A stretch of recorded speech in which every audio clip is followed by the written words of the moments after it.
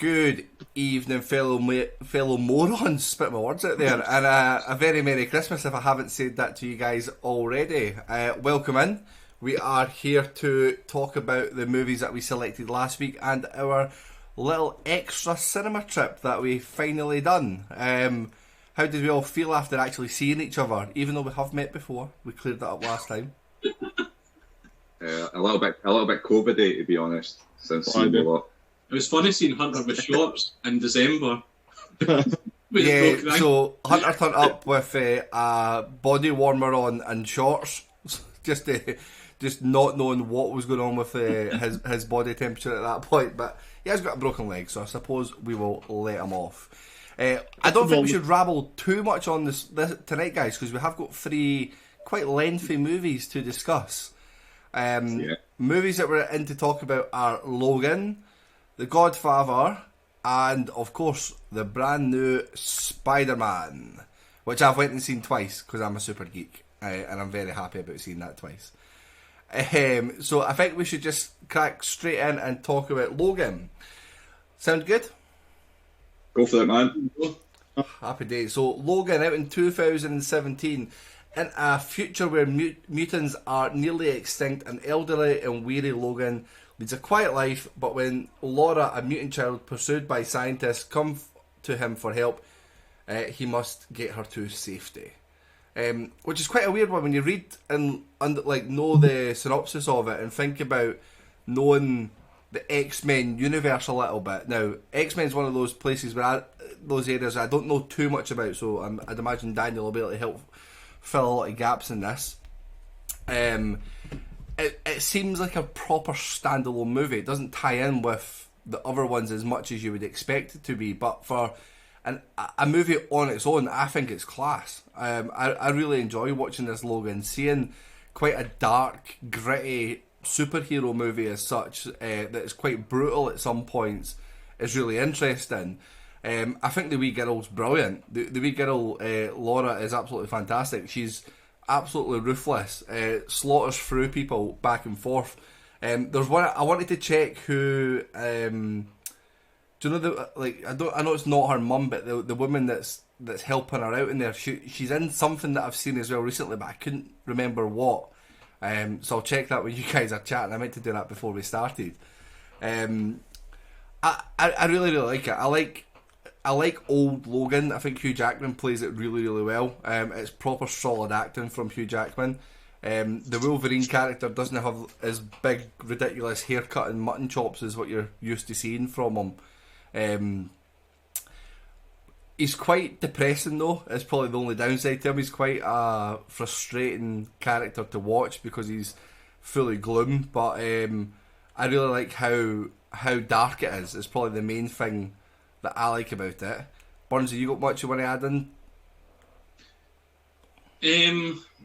Sorry, I meant Hunter. It was just a bit when it got voted on. I think I said to Daniel that I wasn't sure if I was going to like it, and a lot of it was just because of the kind of like a sci-fi film. It's not really my kind of cup of tea. I thought the acting was really good from like Hugh Jackman, Patrick Stewart, and Daphne Keane. I thought it wasn't the problem with the acting. I thought it was tremendous throughout that part. It was just the plot I found a struggle with. And I did struggle to sort of follow it at stages. Like at the start when he's got this like working as a limo driver, then Charles has got the seizures. At that point, I didn't really understand what was going on. Once Laura gets involved in the film, it made a lot more sense to me. There was like good parts to it in terms of like the car chase I enjoyed, and also when Logan sees the video and it explains what's happened with Laura's past, etc. And also when Charles when Patrick Stewart's character goes off screen, is that was quite. I think they portrayed it in a way where it was a bit emotional. But it was just a bit too many fight scenes for me, and as I say, a sci-fi film. It's just not really my. It's not a film that I knew I was going to go in enjoying at all. But I did like it better than I was expecting, but that was mainly because of the acting, whereas the storyline and the plot kind of just, it did bore me, and I did think it dragged on a fair bit. In terms of the acting ability in it, I thought Steve Merchant's character was the best. I thought he was class the whole way through it. Daniel, just to let you say that Big Dunk says hi. The Woodburger Slasher is listening in the chat. Big Dunk. That's my mate Alf at work. We talk about Duncan Ferguson like 90% of our day. Like, the other 10% is you telling them all the scores of films and getting folk pissed off. No. Mostly just Big Dunk, to be honest, man. It's just all about this Big Dunk got a massive bobby. That's all he does. Big Dunk. Will I change the title to discussing Big Dunk's bobby? Big Dunk's bobby could be the name for this. Is it a big smashing bobby though? Is it better than Jamie Foxx's? Oh, aye, it's Big Dunk. No, what would you do, right, if you came home, right, Sarah's up the stairs, and you go in and she's in the bed with Big Dunk, and he's just like, alright, in you come, you're next. What would you do? I'd get him a hot towel first to warm him up, and then lie down and take what's given to me. That's it. You wouldn't get it. You wouldn't have a choice. I was going to say, I like how you gave me a choice, because Dunk wasn't giving me a choice. See, anyone who's not Scottish or a football fan is completely lost at the moment, so we need to move on. we will move on. Burnsy, sorry to throw you under the bus here, because I do know you agreed on an order that we're going to talk in before we started, and I've numbered it wrong as I've wrote it down. So stay away.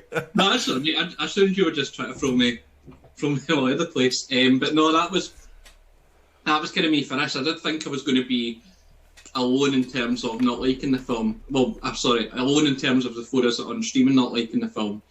I think that Sean might have a similar opinion to me, which we'll hopefully find out later on. But I'll see what Hunter thinks. But I think he'll probably like it similar to Kyle. Just before we move on to Hunter, like to your point you made, this movie does make a big assumption that you know what the fuck's going on at the start of this film. Mm-hmm. Like, it makes an assumption you know everything about Wolverine and you've seen all the X-Men movies. Because otherwise, see the fact that he doesn't want to fight at the start and he can't get his claws out and all that. That's meaningless to folk like you that haven't watched all the... I think it does do a good job of when you go further into the film than explain it though. But like you say, you do get lost. It's not as if like 45 minutes in, I was still like, what is going on? Like, by that point, I have caught up, but there was, say, 10, 15 minutes, I was just oblivious to what the actual point in the film was. And once I read a wee bit more after it, I didn't understand it even further, so... let's see what you think, Hunter.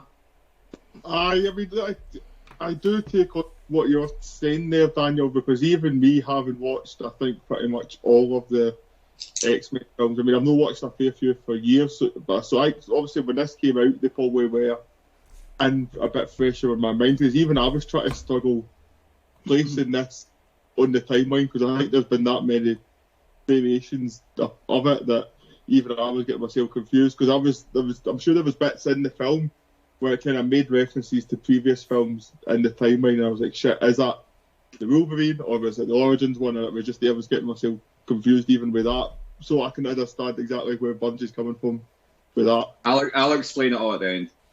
Right. Super Geek Daniel can answer all the questions.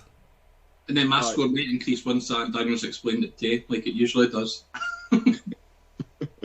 But again, you're right in the nail on the head, Bumsy. It's similar to Kyle. I remember loving it at the time when it was out, but again, I think because it was so different to any other type of superhero movie that had been out, I think there's maybe been a kind of raised since, but I think possibly for no pun intended, but if you're looking for something maybe as dark, maybe obviously the Dark Knight saga was kind of a bit dark in places, but with this, I think obviously you got a bit more, because I think obviously the Wolverine character, because the X-Men films, I think the original ones, it's obviously they're still aimed at a child, being predominantly the main sort of target audience, so you're not getting the blood and guts that you would normally expect from a character who's getting metal spikes poking out his hands and can slash and cut.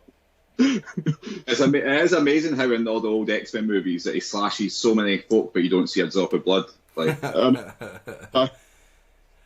So I mean, it was good to actually kind of see that. And again, obviously, with the way with Hugh Jackman's age as well, obviously he couldn't have continued playing him forever. So the fact that they've tied it well with that point in sort of Logan's life at this with Jackman's age again, it's brilliant. I mean, that's the thing. He was let down, I think, with some of the other previous films, which again we can touch on. But for this, as I say, a standalone film, it's superb. Patrick Stewart's superb. Stephen Merchant's superb. I can remember, like, it was the trailer back then. It was like the Johnny Cash song and that on it as well. Just like I remember the hype around it when it came out, and again I was excited to go back and rewatch it again. Even though I probably do need a couple of things filled in, but as a film, I enjoyed it, and I probably might even go back and try and fill in the gaps whilst I've still got a fair few weeks of sitting on my ass doing nothing.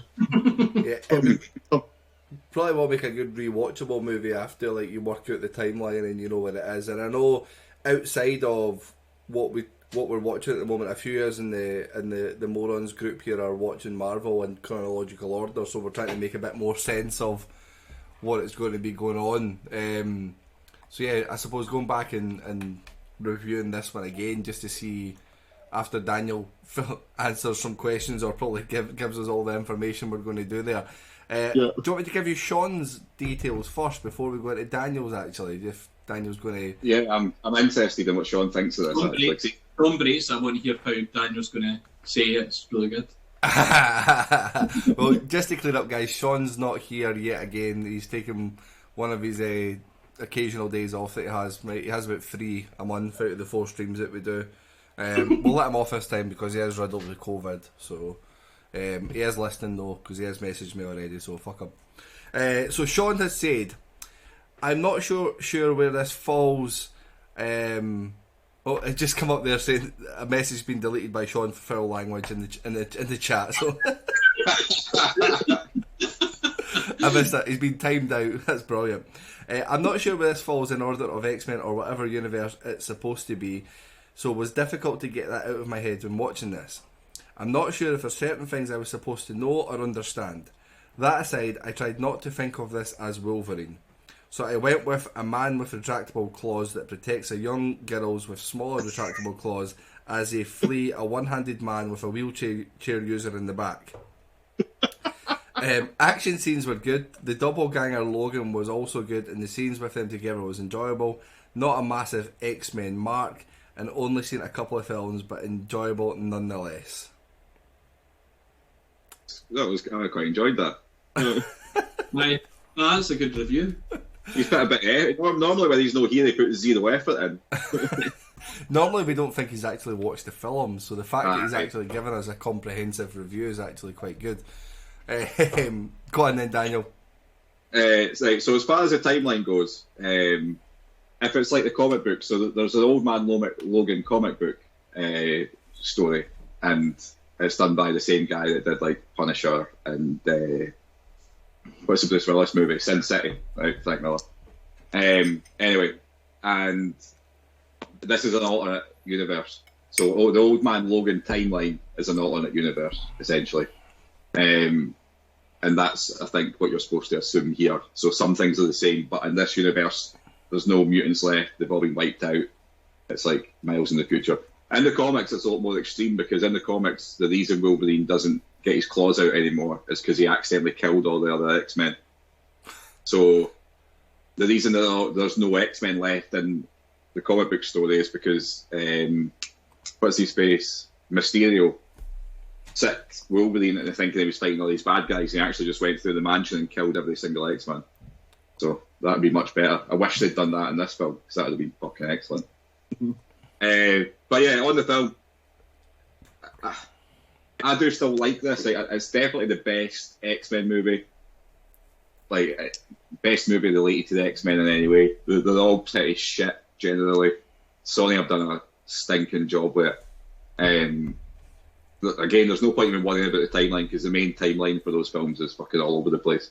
The reason this one's much better is that most of the other X-Men movies involve folk with powers like mind control and like magnetic control and like controlling storms. So like acting wise, it's just a load of like people doing like this.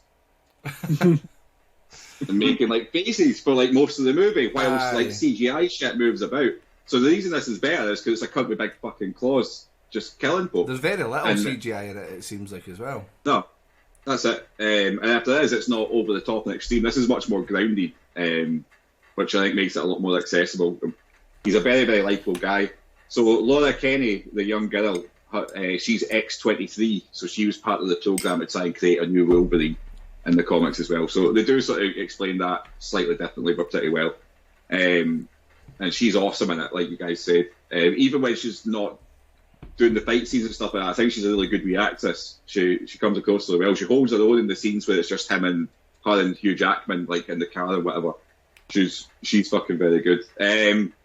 I'm the opposite in Stephen Merchant's character. Like, it just annoyed me, to be honest. See, I don't like Stephen Merchant in most of our things, so I quite liked him in this. I think they could have done without him, to be honest.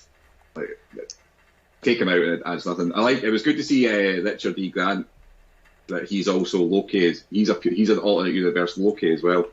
So there's all sorts going on now. See, now that the multiverse is open, everyone could be anybody. Yeah. But no, I do like this film. I watched it again a couple of years ago in black and white. They brought out a black and white version, and it was pretty cool. Like, I will say that this time when I watched it, it wasn't as good as as I thought I was going to remember it being. I think it's because, as we'll get onto later, the MCU's turned things up like so many levels when it comes to comic book movies that even though this is the best X-Men movie, it's still like it would be a bang average to below average MCU movie. So I'm going to score it well, but it's maybe not as amazing as I used to think it was.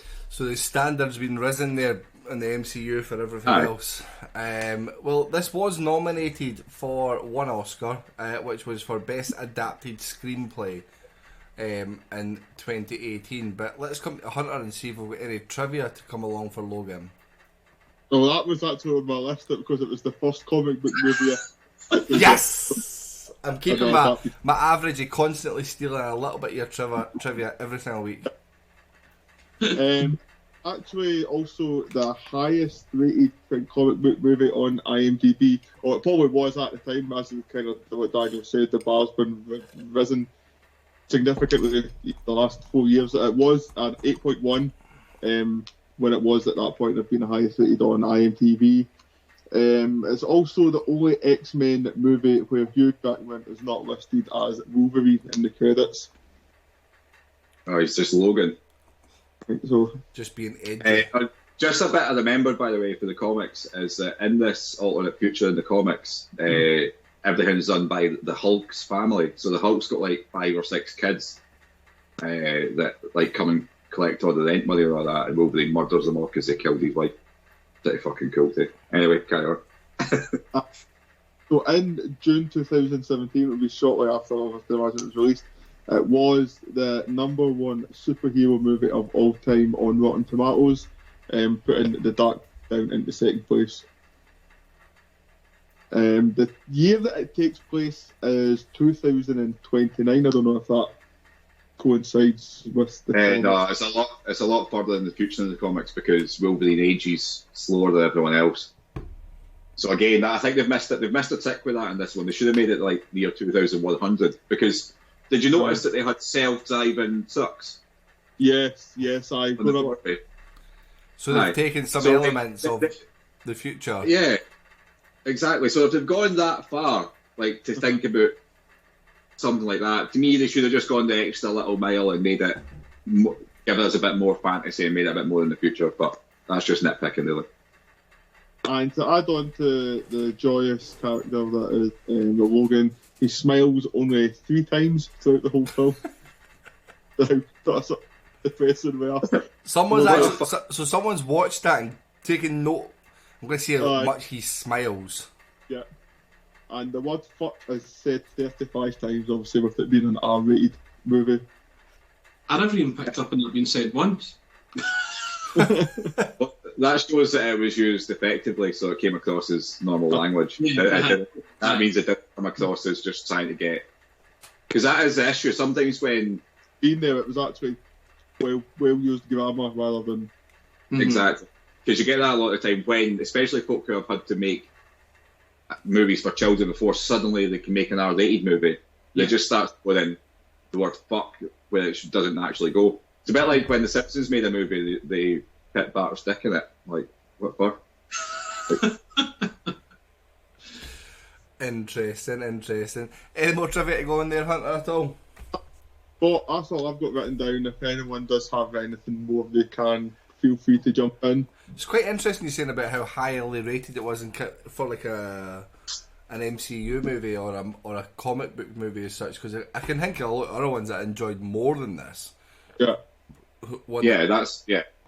So that was quite surprising. At the time though, you hadn't had Into the Spider-Verse hadn't been out yet, Infinity War hadn't been out yet, Endgame hadn't been out yet. I don't think this was out before then, was it not? I'd imagine so. So 2017 for this one. I was just seeing there as well the Logan Noir cut as well. That'd be the one that you've seen, Daniel. Yeah. But I mean, I'd go back and watch it. I know I've just watched it, but just to see a different take on it, I'd be quite keen to go and see that. It is worth doing. I would say go and watch it. Probably better viewing than this one. Yeah, I don't know. It just adds something to it. There's something about it that's cool. Is it? I would say for anybody that is going to watch this, like I said at the start of when I was talking, that it's a standalone movie, but it doesn't seem like a comic book movie as such, as what you're typically used to. I think you hit.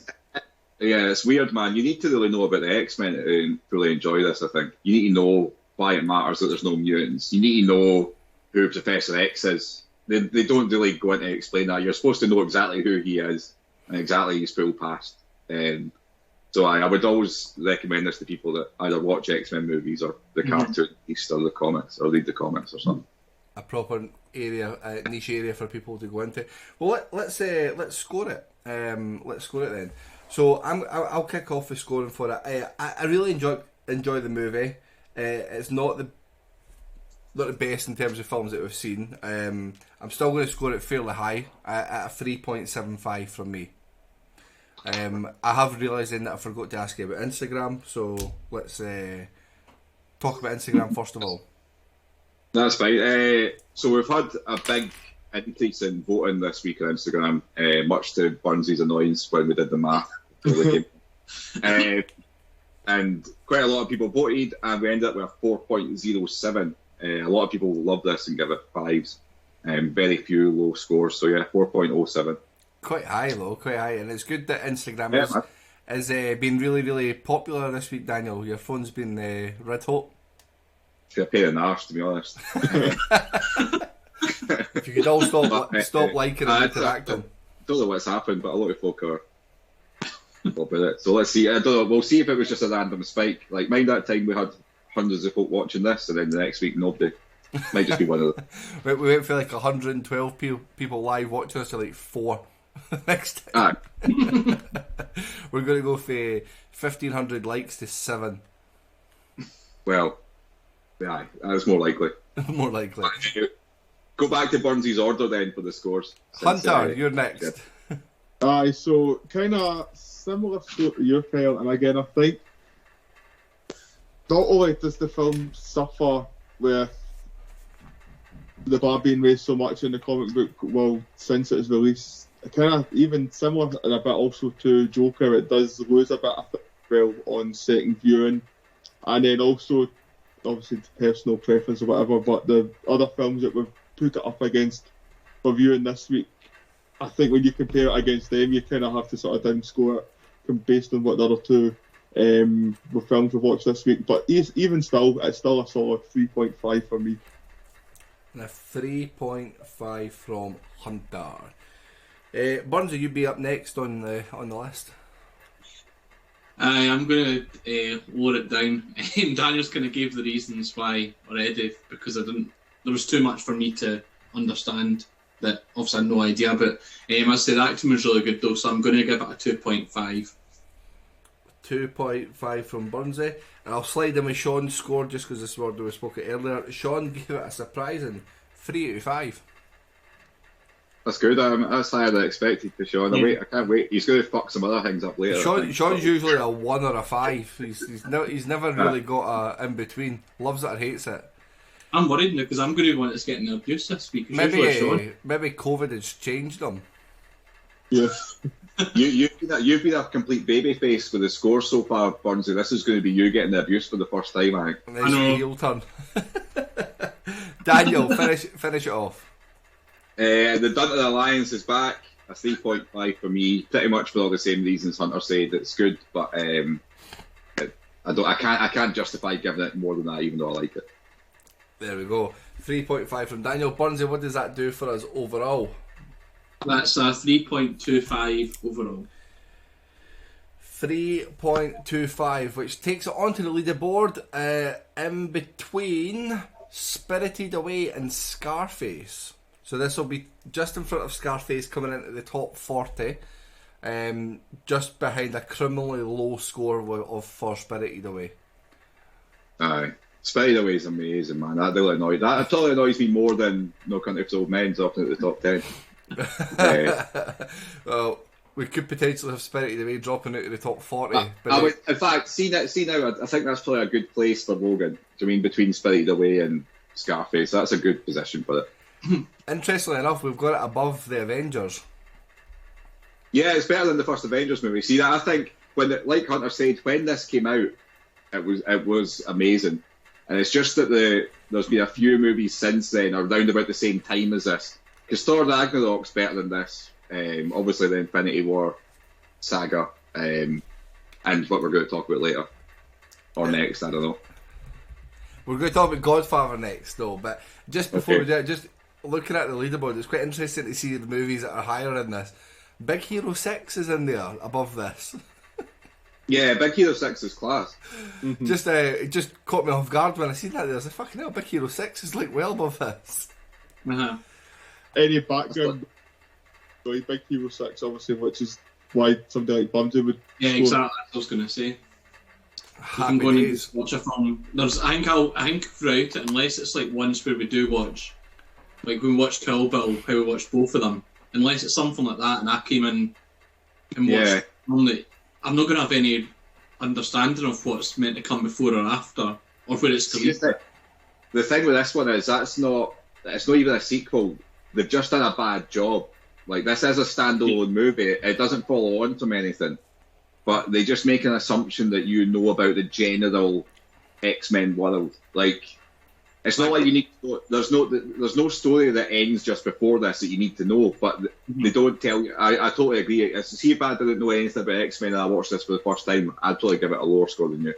But in the same time, you probably wouldn't just, like, if this was on at the cinema, you wouldn't just, like, look at it and think, I'm going to watch that. You would read about it and think, oh, that's just, and you would, like, if that was on at the cinema, I wouldn't just, like, think, oh, I'm going to go and watch that. Because I would pick something that is, like, either a standalone or I've watched other ones that are relevant to the movie. So that's obviously maybe... Aye, so what you're saying is that we forced this upon you and you wouldn't ever have chosen to watch it otherwise. Well, you didn't. Instagram followers. Instagram. To be fair, Daniel, I think we've forced about 100 movies on Burnsy over the last year and a bit. But yeah, I mean, I suppose we've always got new people because we explained this right at the very start, but no one watched it at that point. But Burnsy had pretty much never watched a film before we started this.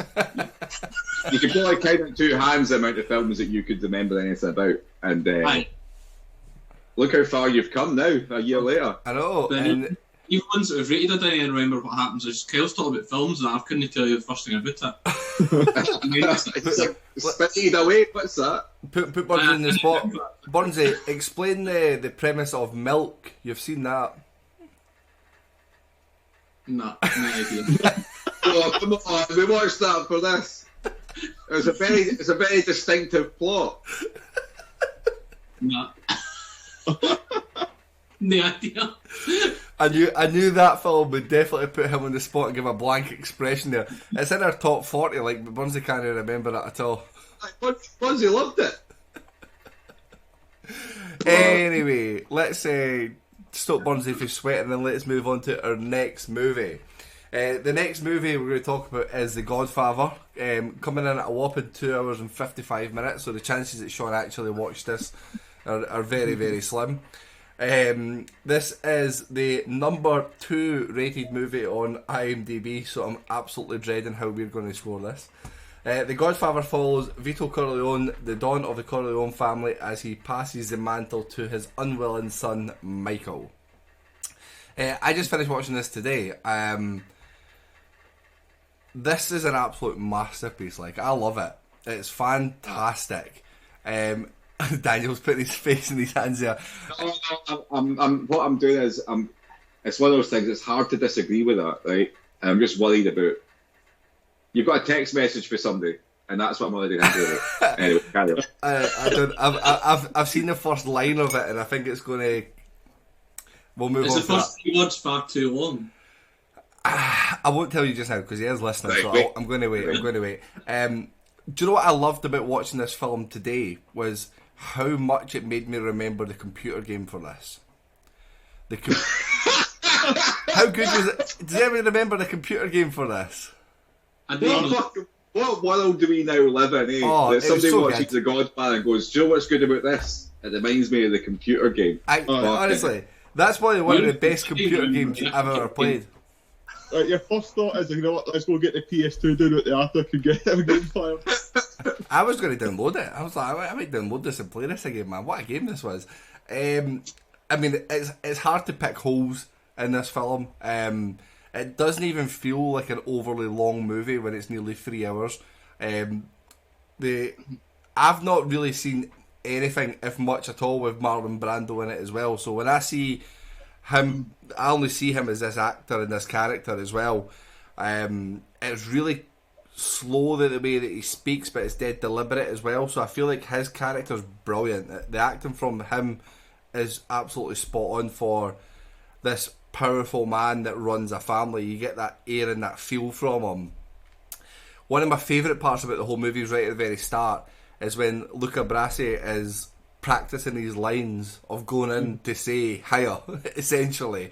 And this is a guy that's worked for them for a number of years, and he's got an impact there with the family, but it just showcases that he means nothing in the chain of people that are there for this family, and it's a big deal for him just to be invited, and he's got to make that point of going in. And it's just funny watching him like reading over these lines. Watching this time made me realise there's quite a good bit of humour that goes throughout this movie as well that I didn't actually realise. And you get to see that from this scene in particular, and you get to see it towards the end when he's playing with his grandson and stuff as well. Robert Duvall is absolutely spot on. So far, because when I first started watching it, I was like, oh yeah, that's James Caan. That was definitely James Caan. I was like, I've just watched him in Elf. I thought you were going to say it reminded you a shot of glory when you saw Duval. That's it. Marlon Brando's the best actor he's worked with since Ally McCoist. What a step up Duvall had, when he went to A Shot of Glory. Not massively. I mean, I didn't really know much more to talk about. I loved it. I would watch it again, which is surprising for an old film that goes on for long. I would happily stick it back on. I'm going to probably watch the second and third one over the next couple of days as well, just to carry on through it. But like I say, the one lasting thing for me, and I know he's laughed at it, was just remembering the old computer game, seeing the house, seeing them driving in and out through the barriers and stuff. Just reminded me of all the different missions and levels that you used to do. So it made me quite happy to sit and watch it today. I was dead enamoured by it. The biggest props I can give it is that I stopped playing FIFA and Football Manager to sit and watch it.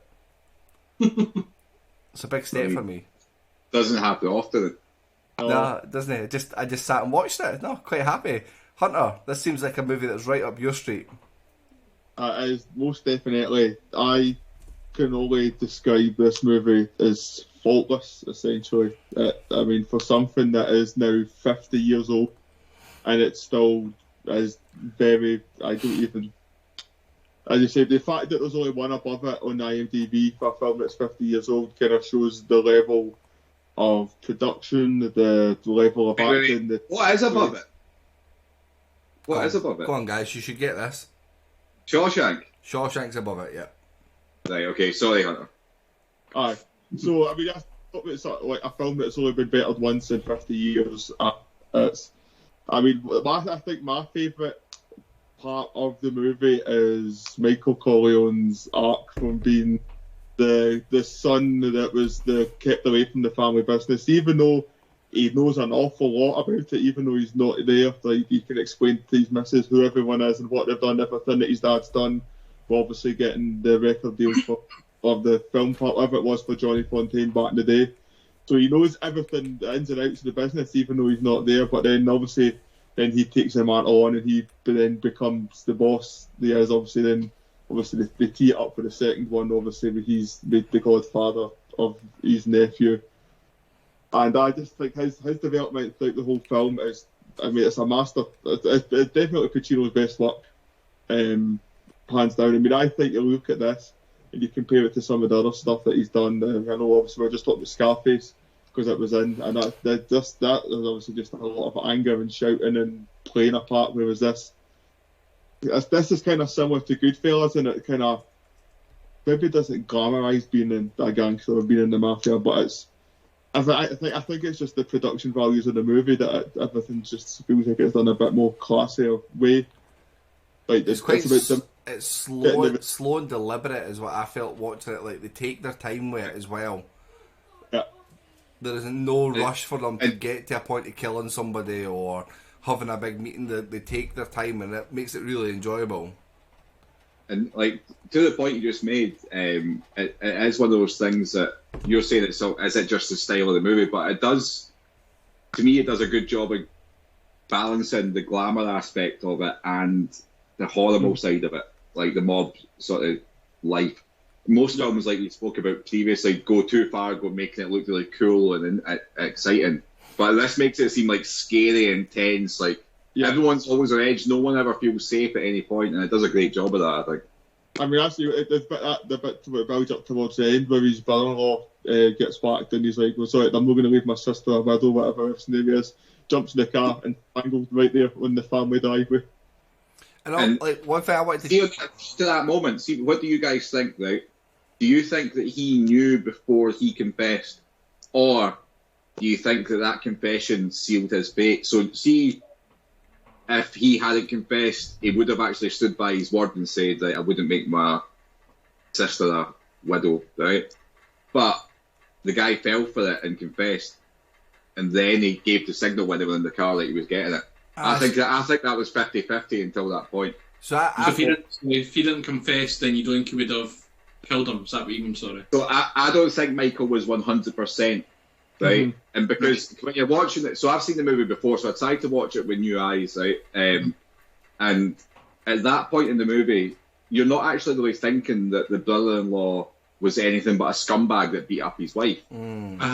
It's what Michael thinks is the beating up of the wife was staged to get Sonny to go there, right? So, do you know what I mean? But when we saw the argument, sort of live, if you want to call it that, in the movie, it seemed like a real argument that was spontaneous. It didn't seem like a pre-planned argument. So I thought at that point that Michael told him that you're going to live either way, just tell me the truth. And then see if he told the truth and said, look, I was nothing to do with it, I basically just punched her in the face or whatever he was doing, then he would have lived. And I genuinely don't think Michael made the decision. You sort of see him giving like a little nod, and I hadn't really thought about that in this film. I've seen it like 5 or 6 times. This is the first time I really thought about that aspect of it. That's why it's so good. Watch it so many times and pick up new things. It's an definitely interesting way to look at it, because I just thought at the time that it was pre-planned. That was what's happening.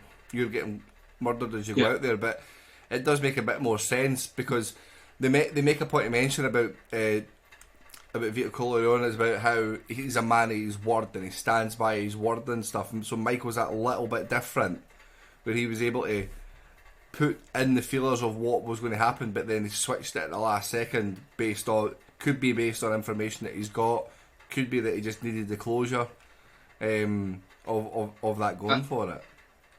And again, this sort of adds to the masterpiece nature of this. That's really purposeful, right? Because what was Vito Corleone's downfall was that he wasn't willing to move with the times. He was very, very much stuck in the old family values. Obviously, turning down the drug deal essentially was what started the whole snowball process, and the way he speaks at the meeting of the five families is all about the old ways and like the old tradition. Whereas Michael, being more forward thinking, he just gets it all done. Like, and he's willing to fucking, like you said, he's willing to fucking lie to people, and he's willing to mislead people, and he's quickly figured out that this is a game where that if you follow the rules, nobody else is going to. So why the fuck would you? Do you know if Vito Corleone was a Man United fan in 2021, do you think he'd talk about Fergie? He's a Fergie man. What, is it still 1 each? Shut up, Fergie. 3-1. 3-1. I think it was 3-1 before we even went in stream. It was 3-0 before Burnley got the I wasn't paying attention. The last thing I knew was Chris Wood scored, but I thought I was for 11. He didn't even score, fuck's sake. Didn't get my hopes up. Sorry, I jumped in there. Burnsy, I think, Hunter, sorry, you were talking, we interrupted you. You good to go, John? I can't, there's nothing much more for me to add. It's a masterpiece, and I think in another 50 years' time, it's still going to be top 1, 2, 3 and best films of all time, and I think that's all we can take away from it. This will not be bettered again, I don't think, in another 50 years. And the closest film to it, from third to take over from second, is The Godfather 2. Which is better than this. Oh. I think of it, The Godfather 1 and 2 as one film, essentially. Me too. Aye. Mate, that's the way I sort of look at it. Godfather 1 and 2 is one big movie, and 3 doesn't exist. Yeah. Well, let's bring Burns into the equation whilst I nip off and take my hamster out of this room because it's making some racket. Burnsy, start talking about it. Can I just agree with what you said? I really enjoyed it. I thought, as Kel pointed out, Marlon Brando, he was class. Like, I've watched this maybe once or twice, I can't remember. So, but again, as I mentioned before, my memory's awful. So, like when it looks as if he's going to die, I was kind of gutted because I thought he was just going. Because I couldn't remember the rest of the film whatsoever. I thought when he did get shot, that was going to be him out, and that was going to be a bit of a downer. But obviously he survives, and that definitely helps the film. Al Pacino was class. The only thing that small downsides, which you haven't obviously mentioned, was that for me is that I can't remember who it was that mentioned how it was like quite a slow build up intentionally, whereas that for me it kind of took a wee bit too long. But then once you did get into the nitty gritty of the story, it was class and to the end of the film. The Brassy being killed during the meeting, that was unexpected for me, and I liked all the scenes they did from there, especially at the restaurant scene. That was that was on the edge of my seat watching that. I think as well the way that they'd obviously had the different characters, the way that Sonny was done is at one point in the film looks as if he was going to be the one that was going to take over, which would have been the really obvious because he was a bit of a nutcase as well in terms of he would just go, he could go out and do anything. Whereas obviously Michael was kind of maybe the last person he expected to come in and take over because he was the one that wasn't really involved in any of the family at that stage. But no, I thought it was class, and as I think it was Hunter said that even though it is like 50 years ago, it doesn't feel that way at all. It does feel as if it could be. You can tell it's obviously a film that's made in the past, but it stands up right now. And as Hunter pointed out, it's not as if in another 20, 30 years you're going to think, oh, that's far too old-fashioned, or you're not going to enjoy it as much. So I don't think there's much else to really add to. The only other thing I was going to say is that I think the start could have maybe been a bit shorter, and then they could have concentrated on his time that he left and went to Sicily a wee bit, because that kind of just went really, really fast, and obviously comes back into the family. That was, I don't know how long that period was for, but it did feel as if it was just glossed over. Aye, I get that, because they spend about 15 minutes showing folk dancing and singing, getting pished at a wedding, when really that's 15 minutes of screen time you could have saw him in Sicily with his wife Yeah, that was a bit the kind of what I didn't go into detail about what the start was, but yeah, that was what I kind of, because I couldn't really remember it, I was kind of thinking, what is this actually about? Why was seeing all these people at a wedding? And then when obviously there was a reason why the guy goes up and asks Vito for to help him and stuff. But although it gave you a bit of background, because we were just at a wedding, I was kind of like, what? Where is this going? Because my memory's rotten. And yeah, for me, they could have maybe added a wee bit more into his life in Sicily, and maybe more about how, because you wouldn't, obviously it was meant to be safe for him to go back, but he just sort of turned up after that point. There wasn't any discussion of should you actually go back, instead of just thinking, I will just take the risk, it'll be fine. But no, definitely one of the better films, definitely one of the better films. I'm trying not to give away my score that we've seen. And I think I have seen the second one, but because I did have the box set, but I can't remember it at all. That's so blown my mind that you've had the box set for this. Well, what I'm going to suggest is that we did this with Kill Bill, is that we'll probably have the Godfather 2 in a vote in the future, so let's all hold back. The natural instinct now for all of us is go and watch the second one, but let's hold off and get it in a vote and see if it comes up. Well, and Daniel, if it was that people are unlikely to vote for, but you'd imagine it would be something that would be a really strong candidate. The Godfather 2 gets in a vote, it's going to win. I was just going to say, so me, Burnsy, Daniel, we're all on the wheel, plus critically acclaimed is on the wheel as well. It's going to be back in soon, so let's hold off and watch it for this. Maybe over 3 hours as well, so you could put it in that as well. Oh yeah. What were you going to say, Hunter? I said, does it no fall under the over versus under category? I'm sure it's over 3 hours. There we go. So we've got, watch this, it'll be follower's choice next, nobody will fucking ask for it. Well, anyone who is a follower who's watching / listening, stick it in as a suggestion. There you go, that'll be easy. Right. Want to go with Sean's one, Kevin? Get Sean's out of the way before you come to me, please. So, guys, this has been very productive, very good conversations as of yet. So, Sean's put me this, and he's put the snooze father. Oh my god. Just sink that in there. He's headlined it, the snooze father. There we go, there's the podcast title. Aye. No, we can't do that on Focal Haters. We can't put that. That's not the title. Guys, just to clarify, this is Sean's words, none of us. So, I've said before that mafia movies are absolutely not for me. And this was the first one I'd ever seen, if I remember rightly, many years ago. This is very slow and boring for me. I do not understand why it's held in such high regard, and I'm definitely in the minority, which is fine, but it's just not for me. Goodfellas is an exception in the genre that doesn't take itself too seriously, whereas this absolutely does. The acting is good in that, but I just didn't care about any... Wait, good in that. Good in that. Right, sound. The acting is good in that, but I just didn't care about anyone. Also, I didn't understand a word that Marlon Brando said the first time I watched it, and again, this time, hard to understand. I know not many will... It was like me. Sorry, I was interrupting you, but right. If you didn't understand, that's what you would do. You would turn the subtitles on. I know not many will agree, but I just can't take to this at all. Well, I'm kind of quite glad he said that, because whenever the scores go up, nobody's even going to look at my score for Logan. So, I mean, I've got you. I don't know. Like, see, it's one of those things, right?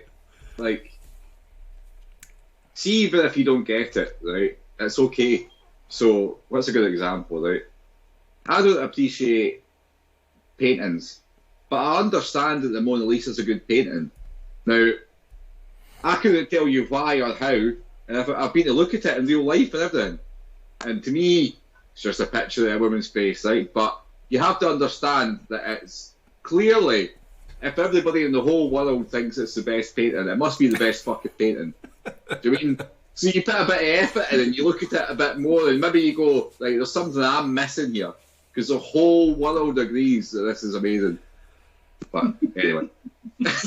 Well, Sean has popped in and said sorry into the chat there, so he is listening to us. And just to give him his defence there, Kyle has misquoted me. Kyle has read you word for word, Sean.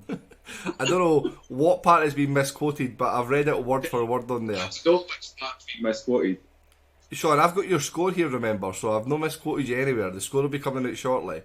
I was just going to back him up there and say that he did say in there that he feels that he'll be in the minority for this anyway. It's like the steak and McDonald's thing again that we had last week. Don't. I mean, fine. Sean's just that wee bit. And we all love him for that. I love Sean for it. He's. I knew before we even got near this, I could guarantee that he would be so wildly different from everybody else, which is why it's good to have him on. So, but there's not much up the cards, right, compared to what. Oh, sorry, here you go. I was just going to say. So Sean said I misquoted him. He's corrected me here. He said, "I did say that I do understand why it's held in such regard," and he's put "I do" in capitals. But he said that I don't. So my apologies, Sean. I must have misread there. If indeed I said I don't. That makes my whole Mona Lisa analogy fucking stupid now. You can come back to it when I give you the score and the extra comment he's given at the end of his score. It's still guff. See if he's well enough to be typing on that, it could be fucking on here. I can. He's at it with his COVID. But so my thoughts on this film, right? It's a piece of art. It's one of those things. It's a piece of art, right? It's one of those things. It's almost to be appreciated as much as it is to be enjoyed, right? Now, saying that, just to add a bit of balance, right? I don't think this is the greatest film of all time. I don't think it's totally in my top 50, but I've watched a lot of films, you know what I mean? And it's still very, very, very, very fucking good. Like, this is an excellent movie. Like, I find it hard to understand, because, like, even someone like we were talking about earlier, how Burns had barely seen a film, right? When you first watch this, it sort of captivates you regardless. It's one of those things that sort of draws you in, whether you're willing to go in with it or not. Like, you might go into watching this with the idea knowing it's the greatest film ever, and you're sort of prepared for that. Or you go into it not having a clue what's going on, and it'll still do the same thing to you. Yeah. But it's just so good. The thing that annoys me, and the reason that this isn't going to get a perfect score for me, the main reason, and it's probably stupid, right? But Talia Shire, do you all know who Talia Shire is? She plays the beaten wife, the sister. Right. Right. She also plays Rocky Balboa's wife. Mm-hmm. I fucking hate her. She's class in this. No, like, and I hate her. I don't know how sometimes you've got like this. It's almost like an itch inside my brain. Like, she's unbearable to me. Like, she annoys me like someone chewing loudly on a fucking bus. Like, that's how much she annoys me. I hate her. Is that because people have just shouted Adrian at you for years and years and years? No. Her. It's not her. Like, she's the most. She overacts more than anyone I've ever seen to be in like high-profile films. She acts like someone who's trying far too hard at like a high school stage show. Like, she's terrible. Now, I do know that this might be in Hunter's trivia, but I do know she's related to Francis Ford Coppola somehow, I believe. Aye. And I think that's how she got her break. Like, this is nepotism. Sean would hate all this. She's horrific. And the biggest contrast for me is at the start where everyone's coming to meet Marlon Brando and how understated he is, and how like his performance is like so fucking good. And Al Pacino, like Hunter mentioned, his performance levels get a bit more over the top as he gets later on in his career. But this is just that very level performance. Everyone feels like a believable human being. That's what makes this movie so good. Every single character feels like a real live human being that could exist, apart from fucking her. Like, see her screaming and shouting and wailing about and like I just fucking hate her. I hate her. Just to go back a bit.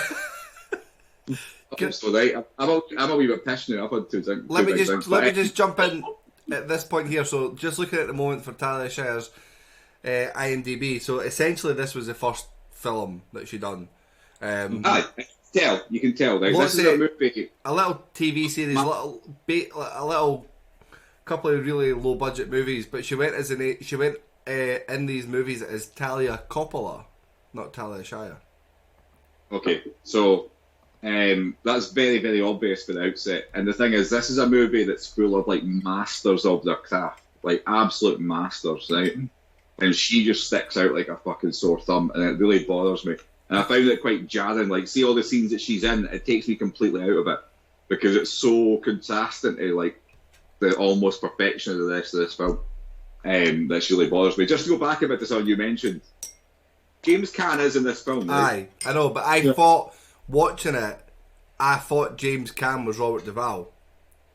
Oh fuck! Like, because you were like you said it, and I was like, shit. For my whole life, has this been like a Mandela effect thing that James Caan's No. Like... So I know that James Caan is Sonny, right? But when I'm watching it, I'm looking at Robert Duvall's character, and then because I've just watched Elf recently, right? And they look the same. They look the same. Oh, yeah, they do look. He does. The older Robert Duvall does look like Sonny. Aye. So I'm like these look like the same people, and it did confused me at that point as well. So sorry if I never explained that properly earlier. No, I just got confused. I just started doubting my whole life for like a few minutes there. But just to sort of round up my thoughts on this, like it's amazing performances. It's an amazing movie. There's a few.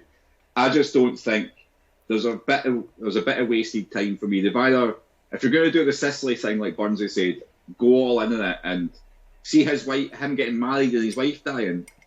Did that really add anything to the story or his motivation or anything? Nothing really. I would have liked to know more about the sexy Sams as well. Say that again, Burnsy?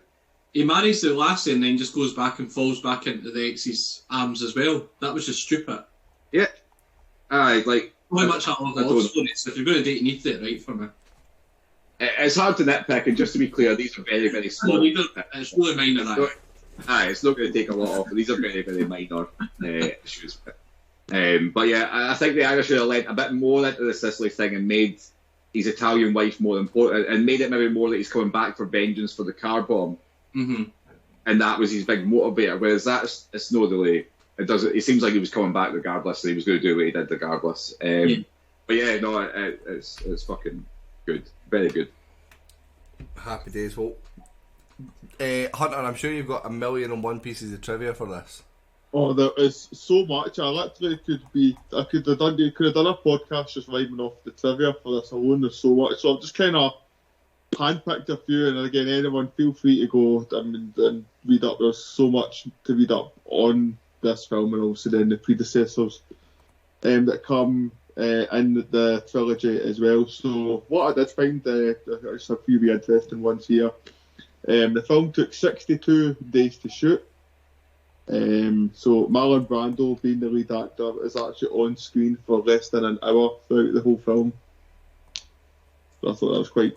Again, like we kind of done that with something recent. I think it was on, was it Django possibly? Aye. Christoph Waltz was the most time on screen for a supporter. We did talk about lead actors that didn't spend a lot of time on screen though. Can't remember what it was. Can't remember. I was going to say, Hunter, because I'm sure this might be in your trivia, but like I'm sure when I looked through some of the awards it won, because Marlon Brando was like best lead actor, but then for me he was more a supporting actor, and Al Pacino was the lead character. Which yeah, I was thinking if I just like imagined, because to me Al Pacino is on the screen a lot more as the lead in the film, but obviously it was all the way around, which seemed a bit bizarre to me. I was going to ask as well when you said about this is more just for me to understand. I know you said it takes 62 days to film. What is like roughly how long on average do they usually take to film? Like in terms of, is that quite short? Is that quite long? I have no idea. That's why I'm just intrigued. Burnsy, you're horribly misformed if you think that this group of fucking idiots know the answer to that. Do you know what, I switched off after about 3 words. It's called Morons Reviewing Movies for a reason. We don't fucking know. Well, just to slide away from that as we're talking about nominations there. So, Al Pacino was nominated for Best Actor in a Supporting Role. But it says here that Pacino did not attend the ceremony in protest of the perceived category fraud. As his performance reflected greater screen time than that of his co-star Marlon Brando, Pacino believed he should have received a nomination for Best Actor in a Leading Role. So he spat the dummy out and never went. That seems quite sad, though. Imagine if Christoph Waltz had done that for these two and a half hours or whatever the fuck he did in Django. But do you think that's mad that he's like, fuck you, I'm not going to get the Oscars for that then, right, Jim? Well, I think the way it works, and this is from my perspective, right? Marlon Brando's character is really more what the film's. He's the main guy in the film. You know what I mean? It's like, and that's what's more important. So, for example, Christoph Waltz is on screen for the majority of Django, but it's Jamie Foxx is the star of the film because it's about Django. Yeah. And the movie's about the Godfather. Yeah. And I know that later on Al Pacino becomes the next Godfather, but that's more for 2. He's a lead actor in the second one for me because it's about him. Aye. Yeah. So it says here, I've got the actual ruling on it. The official rules state that a performance by an actor or actress in any role shall be eligible for nomination either for the leading role or supporting role categories. It says, however, if the dialogue is dubbed by another actor, the performance shall not then be eligible. Essentially, they get to make it up themselves. So there's no defined structure on who's the lead and who's the support. No. No. Essentially, they make it up, they wing it. They basically do what we do and just wing it every week. Yeah. But you were right. So there is 3 winners in the Oscar category: Best Picture, Best Actor in the Leading Role, and Best Writing. It was also nominated for 1, 2, 3, 4. 5, Are you just 6, purposely stealing Hunter's trivia now? I can look how disgruntled he is. Surely he never talks about Oscars, so I'm gonna put this in here. 8 nominations for Oscars. Well, if he's got the trivia, he can tell us the categories. Man who talks about Oscars found. Oh, you've not brought that here. I'd rather Sean's COVID talk. Oh, no. I will file with some more. So the wedding scene, which we all know and love, well, there we go. In case to sort of go with the 62 days to shoot, the wedding scene was actually over a week to shoot that alone, so that kind of maybe adds a bit of context. Aye. 750 extras used for that. 750? Aye. So Marlon Brando turned down the role several times before he accepted it because he didn't want to glamorise the mafia. Wow. The famous line, I'm going to make him an offer he can't refuse, actually appears in all 3 Godfather movies. I didn't know that happened. And last but not least, the film's murders start and end with a strangulation. A little strangulation brackets at the beginning and end there. Yeah. Again, literally so much more that anyone could. Did you get that piece of trivia from Serial Killers United website or something like that? What kind of, who takes note of that? I know. Did you know that the first murder and the last murder were both strangulations? Oh. It was actually Hunter's own trivia. He was the one that did it himself. The Hunter's wank bank that. Burnsy, on here, so taken from 10 years worth of movies for 2006-2016, typically pre-production of a movie is 146 days, and it's shot in 106 days on average over that 10-year period. See, I knew you'd know the answer. Burns's face was genuinely like, oh, yes, thank you. For information that you'll never, ever talk about ever again. No, but what he'll use that for is perspective every time Hunter uses it in the trivia now. He'll know, is that up or below average? like a shite film we watched one week and we're saying, that took twice as long to film than The Godfather. It's The Godfather. That's new perspective now, isn't it? And it also makes me realise now why they put so much of that wedding in this film. I can just imagine the cutting them, like the editing them, Francis Ford Coppola going, I spent a fucking week doing that, we're putting it in. Like surely somebody is saying to him, do we really need this Stone Cold Man singing? Do we need 2 minutes of drunk folks singing at this wedding? He's like, we're fucking doing it. To be fair, I should really look up at who these are because they seem like they were important people, or like they're probably just family members of the actors or the director.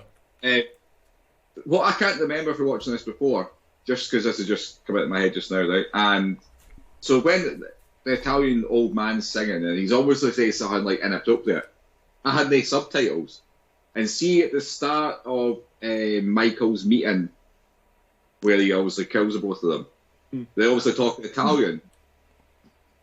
Now, normally during the version I was watching, you got subtitles for nearly all the Italian talking, but not that one. Was that the same for you guys? Yeah. Right. So that's a purposeful thing. You're not meant to know what the fuck they're talking about there. I just thought a couple of times thinking I'd missed that. So we're all in the agreement that was an artistic choice to not give you subtitles, which is amazing. Again, that adds layers again to that. What that scene managed to build so much tension, and we didn't know what they were saying. Like, think about that. Like, the talent to do that, to make that on screen is fucking awesome. Like, oh well, there we go. So, Instagram, give us Instagram scores, Daniel. So we had again lots and lots and lots of scores for this one, and not a single person gave it less than a 4, and it got an average of a 4.75, which I think is the highest average we've ever had on Instagram for any movie. There we go. I'm going to kick us off and give it a straight 5. Wow. I can't. There's more that I want from it, but there's not anything I can say bad about it. So, Hunter. I'm following up with a fat 5 from me as well. Fat 5 from Hunter. Burnsy? I'm going to give it a 4.75. A 4.75. And Daniel, I'm going to come to you before I go to Sean. Purely due to Talia Shire, a 4.5. A 4.5. So Sean's just put "Oh God" into the chat. So Sean's put his score here, and then he's put, "And that's being kind." Oh my god, man! This is going to be the end of us. Like let's just do a quick round guess. Burnsy, what do you think he's giving it? 1.75. 1.75. Hunter? I'm going to go less than 1. I'm going to go for 0.75. Oh, Daniel? No, it's got to start with at least a 2. It's got to. Like, I've got a little bit of faith in them that it starts with at least a 2. So I'm going to go for a 2.25. He's gave it a flat 2. Oh. My fucking god, man.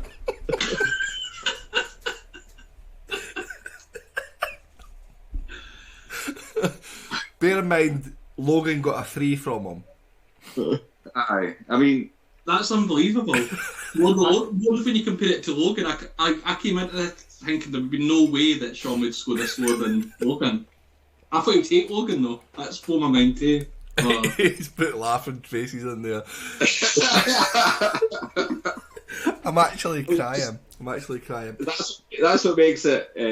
That's what makes it interesting. This was coasted into like first or second place, and now it's might barely make the top 10. I don't know. Right, Burnsy, what does that do to the scoring? That's a 4.25. A 4.25 overall, which does bring it into the top 10. Cool. It brings it joint 8th with Whiplash. Just think though, haters. I know Whiplash was, we all really enjoyed it. Like Whiplash was great. What's the highest score at the moment? So Goodfellas has got 4.79. So then it goes Goodfellas, right. Parasite 7, Shawshank, Trainspotting, Wolf of Wall Street, Terminator 2. Then it'll be Whiplash / The Godfather.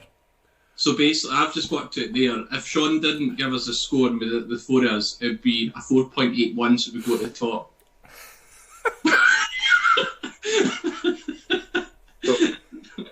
Now, the one thing I do agree on is that Goodfellas is better than this.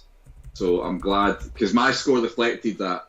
I'm glad Goodfellas was stayed ahead. But I was really torn between a 4.5 and 4.75 as well. So. Well, Burnsy, if anything, it puts No Country for Old Men down to 14th. Oh, well done, Sean. 14th now? Get fucked. I've been quite about this in recent weeks, but 14th is a fucking sin. Get that to fuck. 14th, and I'm going to anticipate that it's going to go even lower when we start to talk about our next movie. Well, let's see. So, I feel like a couple of folk might fuck this up as well. A 4.25 for Godfather, with one person giving it a 2, which is blasphemy. Instagram is going to be really interesting, Daniel, when you put that up one. Good luck dealing with that hate. Yeah. I'm directing everything straight to him. This will be the most activity he's ever had on social media. You should actually give Sean the reins for this week to actually put on the comments and defend himself. Do you? Unless you want absolutely nothing to happen, there's no point doing that. I'm laughing at the thought of Sean sitting listening to us, knowing what he scored us, waiting for it to get to it. I know. So let's move on to our final movie. This is the one that we all went to the cinema to see together, so it was nice to see my friends. Spider-Man No Way Home. 2 hours and 28 minutes long. Sean stayed awake for the whole time, I think. With Spider-Man's identity now revealed, Peter asks Doctor Strange for help. When a spell goes wrong, dangerous foes from other worlds start to appear, forcing Peter to discover what it truly means to be Spider-Man. But I think we should probably put out a 5-second spoiler alert disclaimer at this point. If you haven't seen this movie, please stop listening, click off. We're going to spoil it. I'm going to spoil the fuck out of this. We can keep the numbers up. Don't let the switch off. Just put. Come back and download the podcast after you have watched it to find out what we've got to say about Spider-Man. We are going to surely by who wants to see Spider-Man has seen Spider-Man. Surely you'd hope so. You would hope so. So I'll kick it off. This is another amazing film. I've went and seen it twice as well, so I went for a second viewing of it. I sat buzzing the whole way through it. I got just as excited at the parts that I did when we first watched it. The first part, Daniel heard me visibly gasp in the cinema that I got absolutely... That was my favourite bit of the whole movie, when Daredevil appeared and we went, both you and me went... I absolutely creamed my pants when Daredevil popped on the screen. And what made it cool is I went to watch it with Caden the second time, who doesn't really know much about Marvel itself. So I got to sit and explain things to him right the way through this movie as well, which made it even more good for me.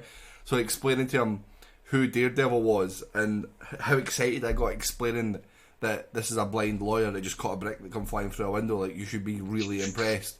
Where he's like, who the fuck's this guy? Like, why is that of any importance at all? So that's like my first checkpoint of being absolutely buzzing at my tits when this happened. I really, really like Tom Holland as Spider-Man. He's by far my favourite Spider-Man. I think you can't dispute the fact that he's the best. You're an absolute weirdo if you think the other ones are better. Which they do come into this movie. So we do get 2 other Spider-Men appearing in this one. As much as I think some of the older Spider-Man movies are shit, I love how this Spider-Man movie acknowledges all the little things about the other ones as well. So it ties all the universes together. And me and Daniel and Hunter to an extent as well spoke about multiverses and stuff before. So this is like the first proper outpour of multiverse in the Marvel universe. So when Andrew Garfield and Tobey Maguire come into the movie and they start to acknowledge things like the web shooters, how Maguire is actually just his hands, there's nothing his wrists, there's no difference to it as well. All that little bit proper made me geek out because they're putting nods to all these movies. The scene when they're sitting telling Andrew Garfield that he's not lame and he's amazing, to me that's class. Like, that's absolutely spot on because it is recognised as the poorer of all the Spider-Man movies, but he's the amazing Spider-Man. So the fact that they talk about that and they acknowledge it as well is really cool. Another plus point is when Jamie Foxx talks about being having a black Spider-Man as well, with all these multiverses coming in, just opens the door for Miles Morales to come into it in the near future, I hope.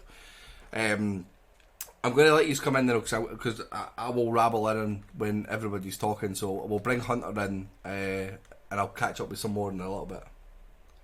Again, I very much enjoyed this as well. This film was kind of watching this and then sort of see what's happened. It's actually making me want to sort of go back and fill in some that I'd started up here just in my viewing schedule of this phase of the MCU so far. That obviously we've seen a bit where, obviously, no spoiler alert again for the cutscenes, but obviously we've got Tom Hardy's Venom makes an appearance at that point, and then also with the Doctor Strange trailer as well. Which when I was in the cinema and seen it the other day, most people stayed for the first end credits, and I swear to God, everybody apart from about one other person left. We just sat there. Guys, just stay to the end. Stay to the very, very, very, very end of any Marvel movie. Don't go. See, just for Hunter's first 3 or 4 sentences there's so much I want to talk about in this. This is going to fucking take too long. We're going to cut. If you just need to cut me off at some point, just cut me off there. Again, for me, that kind of. Although I also know, obviously, as you've said, obviously the Tom Holland trilogy is by far the best out of the 3 versions of Spider-Man that we've been served so far. Obviously between the Sony franchises and the MCU one, but I liked, as you said, the little nods to it. I think there was a bit where obviously they were making jokes about Tobey Maguire having a sore back, and I think there was his film was he was having back injuries and stuff like that. And then the bit when they were on the scaffolding at the Statue of Liberty, when they were doing, they recreate the meme essentially of the 3 Spider-Man, kind of showing Doctor in amongst it as well. And again, even though I said the other 2 Spider-Man do sort of pay in comparison to Tom Holland, it was, even though obviously I'd kind of watched the trailers beforehand, and I had obviously the main title in the trailers, they didn't give it away that they were going to be there, but obviously you had people sort of nitpicking through the trailer breakdowns and saying, oh, there's 3 enemies appearing in this one scene. There's no way that one Spider-Man could be dealing with all of them at the time. So you knew it was a possibility, and obviously when the old villains come back, that obviously ranks it up again. But even still, getting that sort of almost fangirling moment when you kind of seen sort of Andrew Garfield's Spider-Man emerge through the portal, and you're like, oh shit, it's actually happening. Knowing it might happen. For once, Tom Holland has actually done a good job, because he's famous for giving away plotline on chat shows and stuff like that. And see, for what I genuinely believed him, because he was people kept asking him in interviews and stuff like that, oh, Tobey Maguire and Andrew Garfield, and he was like, look guys, I've never met them. He was saying to people, I've never spent any time with Tobey Maguire and Andrew Garfield. So see when we watched it, and it never happens now. See in 2021, see that moment to be genuinely surprised. Yeah. And I was convinced it wasn't happening. And we all avoided spoilers, and it made it so much better. But sorry, carry on. Again, it's so good throughout, and then, as I said, the fact that it sort of reignited my appetite for going back to sort of fill in the gaps for this phase. I mean, it's reignited my interest. Although it had diminished, it probably took it back up to a level higher to where it was before. That's what I mean. If you've got a film that was wanting to do that for you, and obviously I think it's maybe had an impression, and maybe some of the other morons. Obviously, there's a fair few of us now that are going back to start phase 1 again. from the beginning, doing it in the chronological order. That again, we could have our Morons reviewing Marvel as a separate podcast. If we I know. There's so much to go on, and this movie has got so much to dissect in it as well, and there's so many really strong characters in it that we've not even mentioned, like the likes of Doctor Strange is brilliant throughout it. Ned as well, who's one of my favourite guys when you watch one of the SpiderMan movies. He's got so many layers to him as well, which they touch on. So obviously they touch on the possibility of there being extra Neds out there, and that's planting there's so many little seeds that are planted for what can happen in the future. I'm jumping in there, and I want to come to Burnsy next, because when we left the cinema to watch this, myself, Burnsy and Hunter shared the car journey, and Burnsy made a comment that I told him not to elaborate on and hold it for this moment. So Burnsy, would you like to start with that? So I'm the only one here that's oblivious to what this is. And, I was hoping that Sean would have been here as well, obviously, I'm slightly terrified about what this is going to be. Sean might be safe from flack this week. Possibly. So, like, unlike yous three, as I haven't obviously watched a lot of Marvel films, so there's a lot of stuff that I didn't think this film, though, compare it to other films that we've watched. If we compare it to Logan, for talking's sake, then it didn't feel as if you need to understand everything. It did flow a lot better. But Kel touched on something earlier, and he said that if you thought Tom Holland wasn't the best Spider-Man, then you'd be a weirdo. And so I'm apparently a weirdo because I didn't really appreciate him in the film. You don't like Tom Holland? Tom Holland, that's like not like an ice cream or steak. How can you not like Tom Holland? He's man. Sorry. Daniel, Sean's just put, "Oh, I'm here." He's listening, and he said, "What a loser" to Burnsy.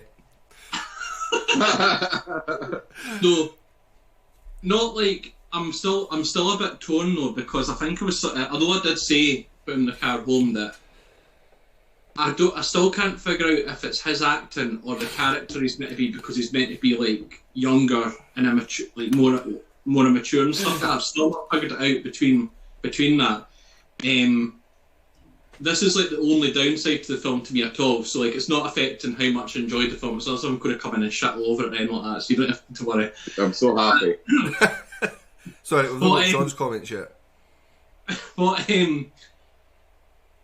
I've watched obviously a few Spider-Man films before, but I can't remember a lot of them either. So like, even at the start where he was like, his facial expressions were in the start of the scene where he was like changing the spelling and everything. I was kind of just looking, and it was just not really hitting the spot for me. And then also when like he tries to steal the spell, I was just kind of like, I was thinking, obviously you're meant to be wanting Spider-Man to get the spell to keep the other one safe, whereas I was kind of more torn in terms like he came across really a bit annoying to me at that stage. And I was kind of...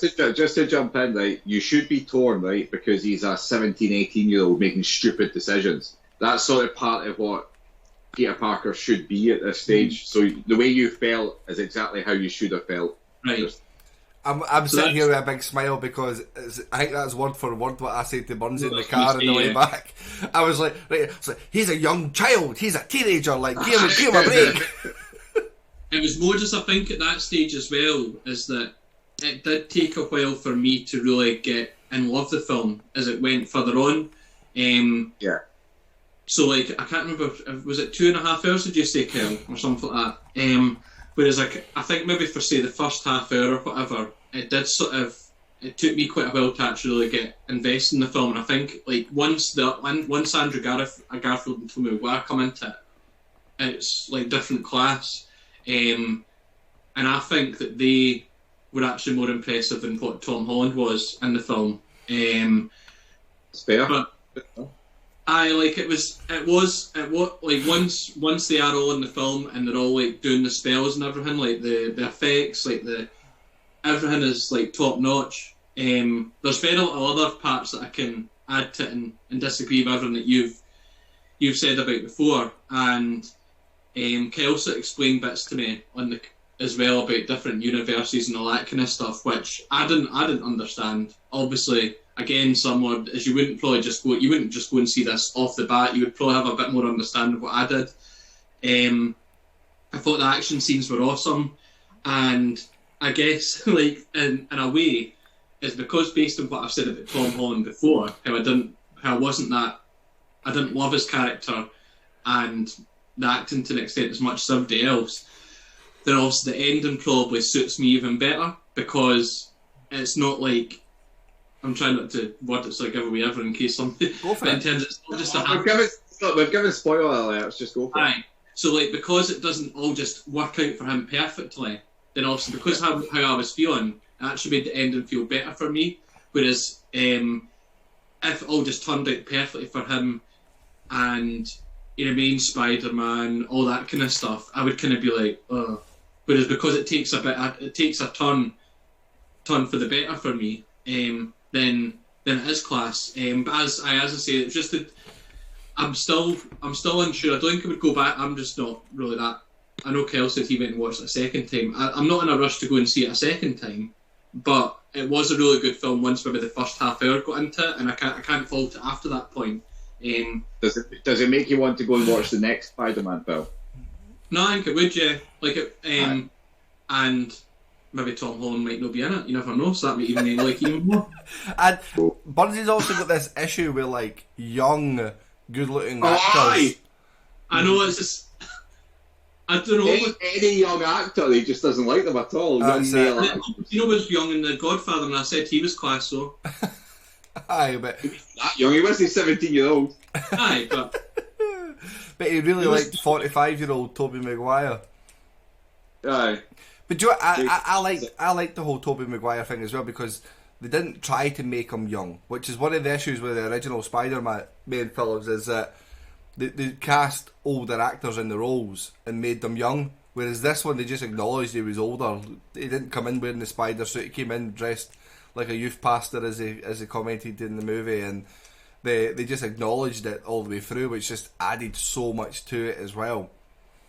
just to add on to it as well, it's like even though I've had like you three probably follow pages and stuff like that would give away spoilers, is that even without that, obviously the last thing you're expecting is those two to come into the film. And even for me, with not having a big, massive interest in watching all the Spider-Man films, there was that many turns throughout the film, from that part to the ending, all the action scenes. You just didn't know what was going to happen next. It did a great way of like, even though for the first half hour I was thinking, where's this actually? When are we going to get into the main part of the film? But once you were in, there's no way you could like switch off or want it to end or anything like that. It could have went on for another half hour, 45 minutes, and if they carried on with the action, then you couldn't fault it. Oh, sorry. I'm so happy with your views there, Burnsy. I'm so happy. I thought you would have been really gutted about Tom Holland, though. No, I don't care about that. You can have your preference on which Spider-Man you like. That's fine. It's just different, right? I will say, in the car on the way back directly after, he went a bit more in, like, Tom Holland was shite and all that. We arsehole. I get that. I do get that. So that's a personality preference between... You know, well, as you said, though, Daniel, and Kel had sort of explained it to me, is once you're sort of saying he's meant to come across as this, like, young, immature person, whereas to me... He's not. He doesn't look that young. I know they say they're going to university and all that kind of stuff, but like they're obviously at least 18. They could be even older than that if they're going to university. It's not as if you don't. The way it was at that stage was as if it was like a. I remember some of the decisions I was making at 18. Man, fuck me. They were much worse than him breaking that spell. I tell you. But it kind of ties into what the character should be when he's doing stuff like that. It is all about him. I want this to change because this is annoying me. Selfish. He's selfish, and he's not selfish. That's the long and short of it. He's a selfish teenager that becomes unselfish at the end. Yeah. And then, I guess he does actually become unselfish, but yeah. Yeah. So it's all about him and all about like making the world revolve around him almost. He's genuinely going to a wizard to make the whole world change for what he wants. And then by the end, he doesn't even take what he wants, even though it's right there in front of him. It's not obviously anywhere near. I can't remember what one it was. I think I've still got it in my planner actually. I'm sure I'm going to. I'll kind of get it. It's the one that I can't remember the one. I think it was the one that Hunter's girlfriend picked. Almost Famous. Aye, that was the one. It's not anywhere obviously near the guy that was in that. But like, you hate him. No, I hated him. It's that it was more the fact that I definitely like if Andrew Garfield and Tobey Maguire didn't come into it, then for me it would not even just because of where the storyline went, but just if you're always focused on that one Spider-Man, it would have scored definitely lower than the score I'm going to give it. You hated Miles Teller in every scene that he was in Whiplash and gave it a high score. Gave it 4.5 or so. And Miles Teller was in every scene. Let's get Sean's done. Sorry, I actually forgot about Sean's. Now, guys, are you ready for this? This is going to be a good one. I just wanted to put it out there that for the last two, I had a rough idea. For this one, even though I drove home with him in the car, right, for half an hour after this, I still have no idea whether I liked it or not. Really. Right. Well, I'll try, Sean. I'll try and not misquote you here, right? Spider-Man, what a load of shite. I can't believe I've paid to go and see this. This isn't what he does for the other. He's not said that at all. I'm kidding. Spider-Man, glad I went to the cinema to see it. Knowing all the rumours of the other two appearing didn't take anything away from me. Loved it, was non-stop and it absolutely flew in. Thoroughly enjoyed Tom Holland's previous two outings and this definitely didn't disappoint. Couple of nice little nods to the previous Spidey films, a nice touch as well. Defo watch again. Wow, good. I'm really glad. How nervous were you going into that? Do you know what it is, right? I was waiting for that to sort of cement my feeling that this is going to be a high scorer. This is going high up here. Oh my gosh! I'm going to be honest. Like, obviously, I'm a fucking big geek. Like, it's well known here, right? And I would say Hunter and Kyle are relatively similar in slight geekiness, right? Look at the background of Kyle's fucking picture. There you go. Loser. Aye, and I love it. This is, like, by far the best Spider-Man movie. I'm going to argue that this is the best MCU movie now. This is my favourite MCU movie. It's, I don't think I'm going to speak highly enough about how much I fucking love this. Like, do you know what this was? This was 100% fan service. Right?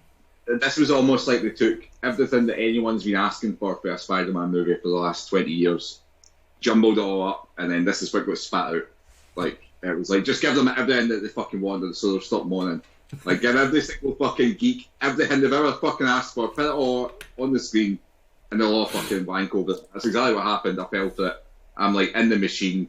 I'm one of these folk that this was aimed at. And I loved it. Like, I loved this. I loved it from start to the end.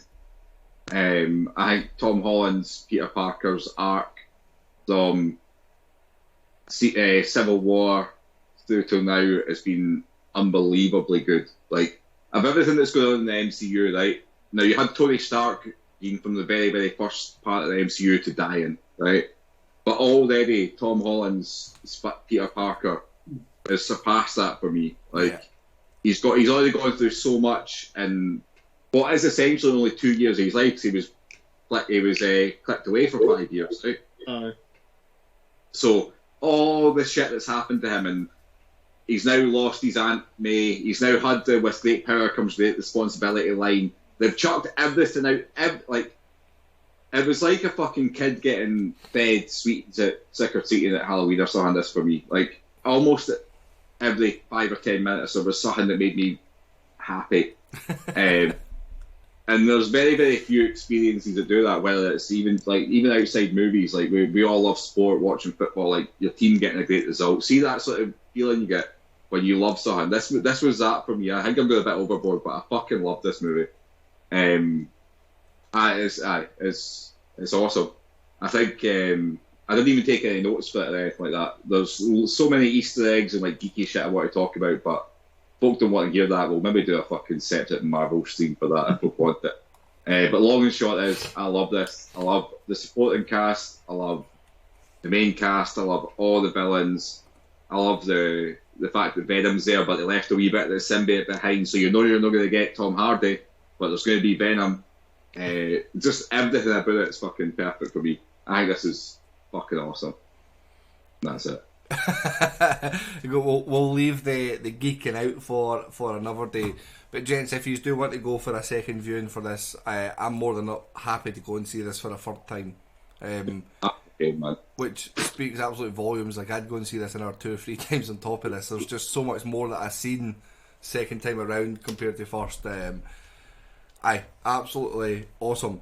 Let's get down to scoring it, guys. We're well surpassed an hour and a half of rabbling on tonight. So if you are still with us, thank you for sticking with us. And we've not even filled times with plugs or anything.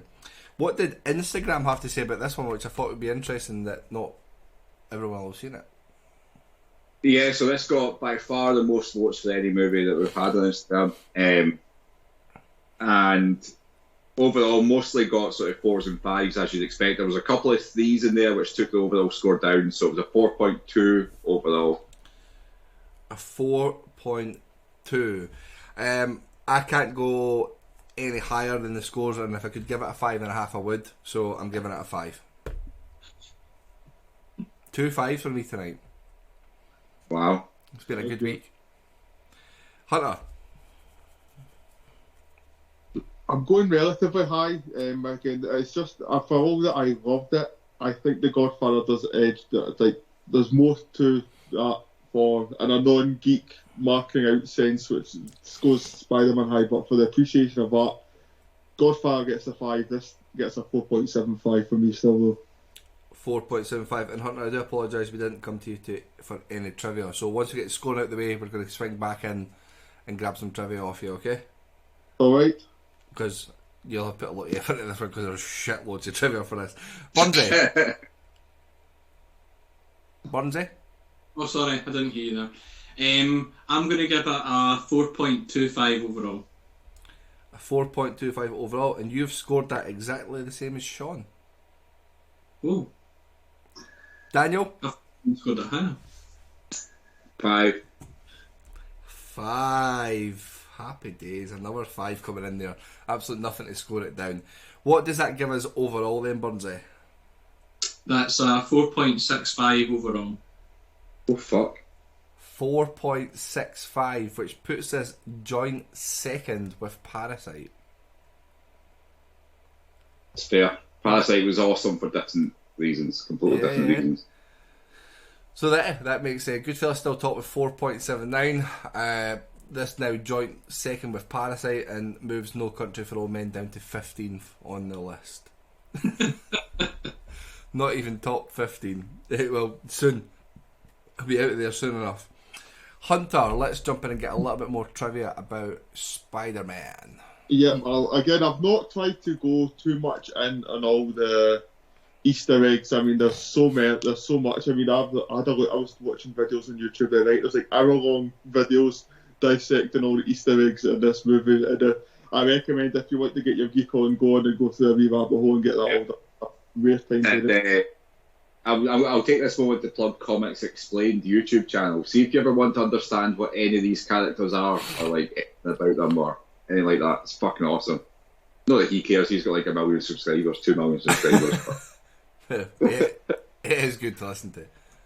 So the wee ones that I did find though, so Tom Holland began filming this 2 days after finishing his upcoming release Uncharted. So he's put Uncharted 2 days off and right back into getting this one. I think that's the one that's coming out next week, I think it is, where Mark Wahlberg is in it as well. So I thought it's a dedication to the cause coming and getting this done. It's set directly after the previous film, Far From Home, so basically much into the next day or the next couple of weeks or whatever. So this is, again, 5 years on from being vanished by Thanos. So it's 2024. At 148 minutes, it is the longest Spider-Man movie ever. I think the second Tobey Maguire one is the second that's on the list.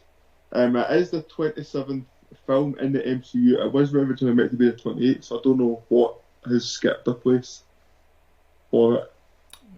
No idea. No, there was a big rescheduling due to COVID. So apparently the script for this had to be changed because... Doctor Strange was meant to come out before this. That's what it was. So they had to change the script. So obviously I think what was meant to happen was Doctor Strange led into this. So that would be like the multiverse opening, and then that would then be... Exactly. So also as well, so it's the first post-COVID, even though it's still half COVID, but since COVID, first post-COVID movie to take over 100 million on the opening weekend. I think it's now made over billions since then, and it's just going to get even more and more. There's a few marks in here. I'll keep ploughing that Disney dollar. Right. I'll go to the cinema and then I'll watch it on Disney when I come home. Holland is up. I read about this at the time. So he was essential in talks between Sony and Disney, so that this film could essentially happen, so that there could be now, or then also going forward as well, different universes where on Sony you've still got a different Spider-Man franchise to how Spider-Man is evolving. This is actually probably the best thing that's ever happened to Sony in terms of their future movies, right? Because now Venom's now got to hire the guard, and Andrew Garfield's Spider-Man, which was dead in the water, that was dead. No one ever wanted to see him be Spider-Man again. See now, if you get the Amazing Spider-Man 3, that'll make $1 billion. Oh, definitely. And that's all I've got. I mean, as I said, there's so much more you can, the Easter eggs, the tying in. There's so much out there that if you want to get, as I say, get your geek on, go and get the research done, and get yourself in a few Wikipedia, but finding out all this. I go back and reading the synopsis of the stories. No, obviously not going reading the full comic, but getting the backgrounds of the stories that obviously the films. Obviously, these are taking inspiration from comics that have already been written, so I like going out and finding about the series of this film. I went after we see it, went home, went to bed that night, lay on my phone and was reading through the IMDb trivia. I think I got 40 in before I fell asleep. There's just fucking endless amounts of trivia written about this, and most of it is nods and Easter eggs to all these little different things. But no, I'm absolutely buzzing that it's broke into the top 2, because it is an incredible film, and like Daniel said, it is the best MCU movie that we have, which is exciting because there's a lot more to come from it, and it's just going to keep growing and growing and growing. But that does bring us to the end of which is now our longest ever stream/podcast that we're going to have for this. We've covered off 3 movies in Logan, which got a 3.25, The Godfather, which got a 4.25 because of a 2 from Sean. Let me just clarify that, guys. That was a 2 from Sean. And SpiderMan, which got a 4.65 overall. We are going to, though, just quickly spin the wheel to see which we are going to add for next week. Sounds like the likelihood is we're going to have The Godfather 2 on the wheel. Just for Sean to be able to watch that. I bet he's buzzing. If The Godfather 2 wins, I think this might be the end of Sean for us, guys. I think he might finally leave us, going to bigger and better things. So the wheel is just appearing on screen at the moment. So spin around here. Just a few categories left before we have to revamp it. And the category that has won is definitely going to have The Godfather on it. This is critically acclaimed. I'm buzzing for this. Let's get 2 high art movies on here. 2 top end. I'd love to get one like where The Godfather 2, where it's another almost praise fest for it, but another one that people love. That I'd love to get one that we can shit over. I'd love to get The Godfather 2 and something that people love that we were going to hate, because that seems to be our wheelhouse. That's our niche market, I think, is things that people love that we fucking hate. But this week we've been too happy. I know it's been a very productive and happy stream. If I don't know, it must be critically acclaimed, but we need to get 12 Angry Men on the list. I'll pay for it. That's it. If we have to buy it from somewhere. Probably my favourite movie of all time. Make a defining criteria for what's classed as critically acclaimed, and then we'll go with that. Well, and we can take that to Instagram. Instagram is also where we have announced the movies that we're going to be watching this week for Monday's stream, which is coming up. Daniel, what are those two movies? Those two movies are Don't Look Up and Jojo Rabbit, which has had... I'm not sure if there's something about Don't Look Up, but or because it's big and people are talking about it now, but that's probably the most feedback we've ever, or the most interaction we've ever had for any movie selection are these two. So hopefully we think highly of them, because a lot of other people seem to think so, because we've had hundreds of comments, like loads of comments about people have very, very distinctively different views on Don't Look Up. Some people think it's amazing, and some people think it's absolute dog shit. So it'll be interesting next week, I think. I think it'll be interesting viewing, considering the 5 years, I'll always have such contrasting views on there as well. I'm eager to see how that goes, because although we also had lots and lots of comments, we were into the thousands for likes as well, weren't we? There was something weird went on. Like, there were just, I don't know what happened, but thousands and thousands and thousands. Well, I'm saying thousands and thousands. Just over 1,000. Just to bring that down or not. 45,000 people looked at it, though. 45,000 people looked at it, which just shows us that 43,500 people ignored us. So that's true. I feel like a celebrity. Come on Instagram, and it'll be me that'll talk to you. I'll talk to you. Anyone that messages, I talk back to anyone that messages. So. There we go. If you want to talk to someone about Duncan Ferguson's Big Smashing Bobby, or know anything about German porn, speak to Daniel. Daniel's your man. If someone comes and talks to me about Duncan Ferguson, I'll be fucking buzzing. Like, I'd love to get a private message about Duncan Ferguson. That'd keep me going. Or from Duncan Ferguson, he might be listening. You never know. See if we can get Duncan Ferguson as a guest, my life would be made, man. Just spend the whole time going, someone who's got Twitter? Someone start tweeting him. Just let's get that clip sent to Duncan Ferguson. He loves responding to stuff on Twitter. I'll clip that later and we can ask him about his Big Smashing Bobby. Right, guys, that is the end of the stream. Thank you very much for being here, everyone. Have a good night. Cheers.